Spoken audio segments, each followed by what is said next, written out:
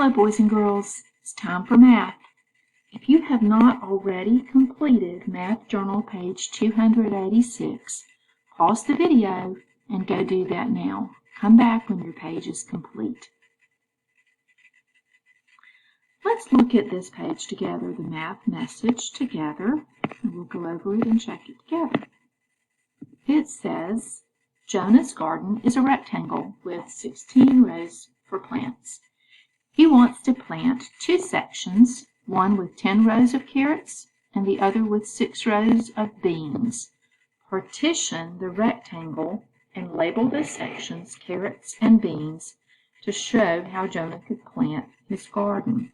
Remember, partition just means divide. So I'm going to count off 10 rows for the carrots. 1, 2, 3, 4, 5, 6, 7, 8, 9, 10. Now I'm going to partition that or divide it. And I'll label the top part carrots. That's the 10 rows of carrots. And the 6 rows at the bottom are the beans. Now, did you notice number 2 said Jonah can plant 9 seeds in each row? How many seeds can he plant all together? So we're going to use our partitioned sections to help us find the answer to this problem. I know at the top for the carrots I have 10 rows of carrots times those 9 seeds in each row. That's a total of 90 seeds. On the 6 rows on the bottom, I have 6 rows with 9 seeds. That's a total of 54 seeds.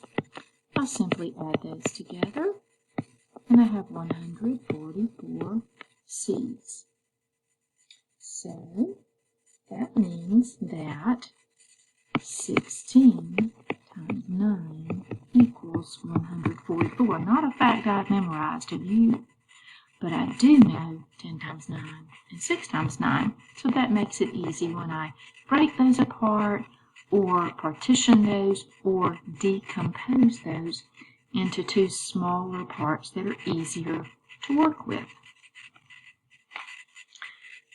Now let's look at Math Journal page 287 together, decomposing factors to multiply.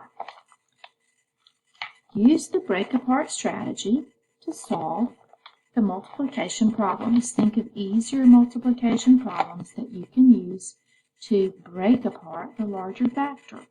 Draw the rectangles and write the number sentences to show your thinking. So the first one we're going to look at together is 7 times 24 equals, that's what we're trying to find. So we're going to need to break apart that larger number, the 24, and I'm going to break 24 apart into, I was writing it at the wrong spot, wasn't I? I'm going to break 24 apart into 20 and 4. I could have done many other things, 12 and 12, many other things, but I just chose 20 and 4. Now I have to draw a rectangle, so I'm going to draw a rectangle. This is going to be a 7 by 24, and we'll have 7 here, and we're going to have 24 up here.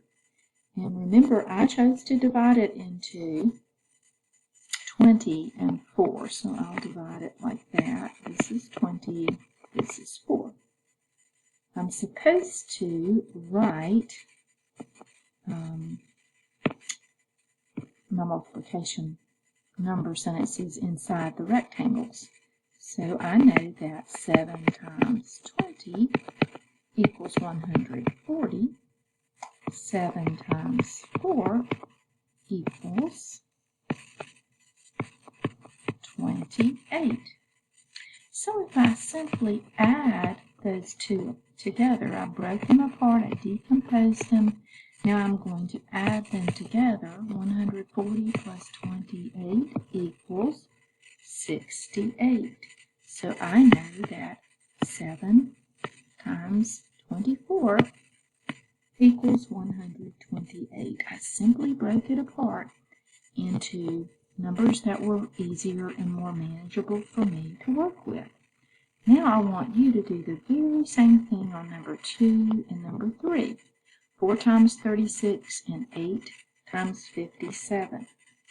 You can break those apart as well, and I'm going to show you what I want you to break those apart into. There's many choices, but I'm going to show you so we can do those together the same. I can break 36 apart into 30 and 6. Did I write that incorrectly up there? I did. Look at that. 24 into 20 and 40. Sorry, it's a messy. And that's what you'll do. 36 and break it apart into 30 and 6. And then on 8 times 57, I'm going to break 57 apart into 50 and 7. Let me just say this. I hope your math journal says 8 times 57. I'm noticing that my teacher book says 8 times 47. And the screen says 8 times 57. So I'm going to go with the 57. If yours says 47 like my teacher book says, you're going to have to adjust that and do 40 and 7 instead of 50 and 7. I'm not sure. That's a mistake in the book there, so I'm not sure about that. Okay, I want you to pause the video and I want you to solve these problems just like I did number 1. We did together. We drew a rectangle and we partitioned it and broke it apart into easier to work with multiplication facts and then added them together. So I want you to do number 2 and number 3 and then come back and we'll check those together. Pause the video now. Okay, boys and girls, let's check number 2 together. 4 times 36. We said we would break the 36 apart into 30 and 6. So we'll need to draw our rectangle. We'll make it 4 by 36. This is our 4. This is our 36. And I'll break that apart into 30 and 6. So this is my 30. This is my 6. I know that 4 times 30 equals 120. I know that because I know that 4 times 3 equals 12. I know that 4 times 6 equals 24. All I need to do is add those together. 120 plus 24 equals 144.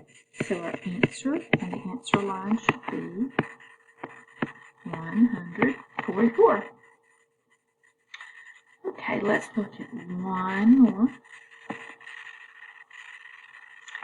We broke apart 8 times 57. We broke apart our 57 into 50 and 7.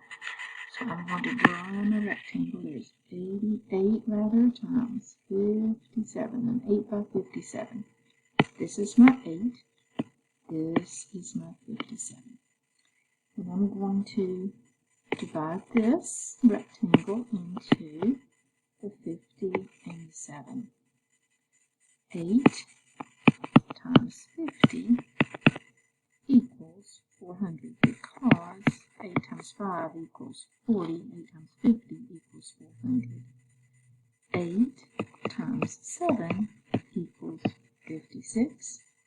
I simply add 400 plus 56 equals 456. So 8 times 57 equals 456.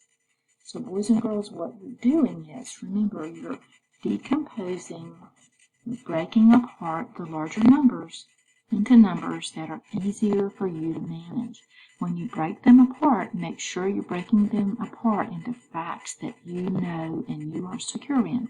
So it makes it actually easier and more efficient for you. Break it apart into the two easier to work with parts, multiply those and add them together.